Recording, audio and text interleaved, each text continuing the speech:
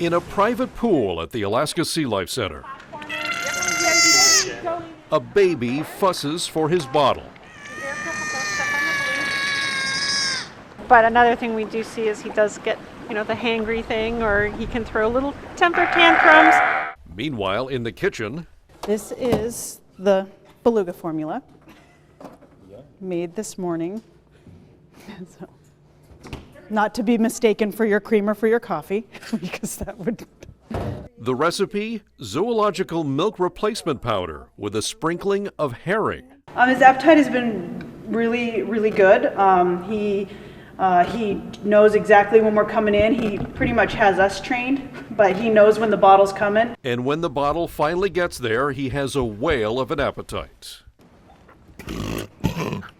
And just like any baby, there's a burp after the bottle. It sounded like a burp.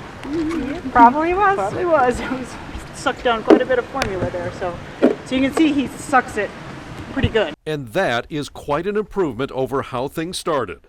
Back in September, this newborn beluga whale calf was spotted beached on the western shore of Cook Inlet. Rescuers tried several times to push him back into deep water, but he kept stranding. And an aerial search turned up no signs of his mother or any other belugas. Rather than euthanize him there, the decision was made to bring him to the SeaLife Center to try to save him.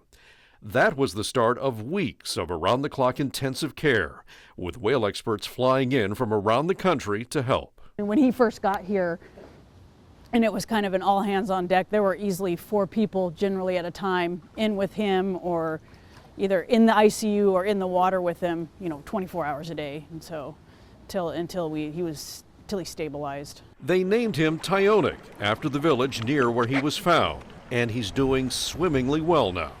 Well, a lot of people that saw him early on are just surprised at how big he is and how plumped out he is. Plumped out from 140 pounds when they found him to 253 pounds now.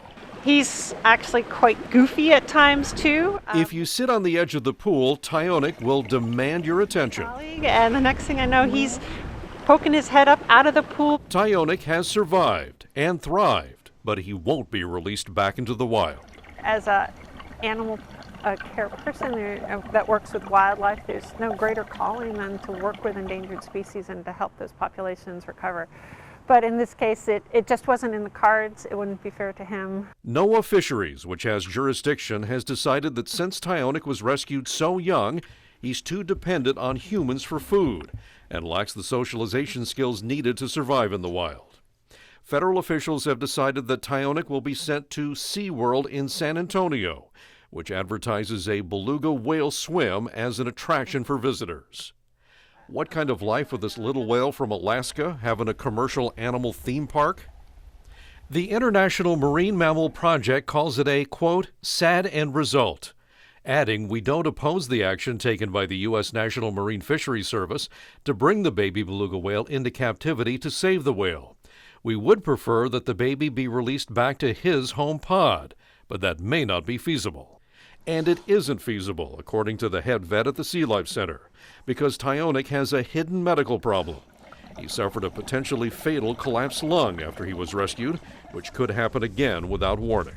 Because of the extra air in the thorax, he winds up being super buoyant, unable to dive, and therefore he wouldn't be able to hunt if that were to occur again, and it would essentially be a death sentence in the wild. So in a few weeks, Tyonek, the Cook Inlet beluga whale from Alaska, will be heading south to Texas, taking with him the love of the people who gave him a second chance.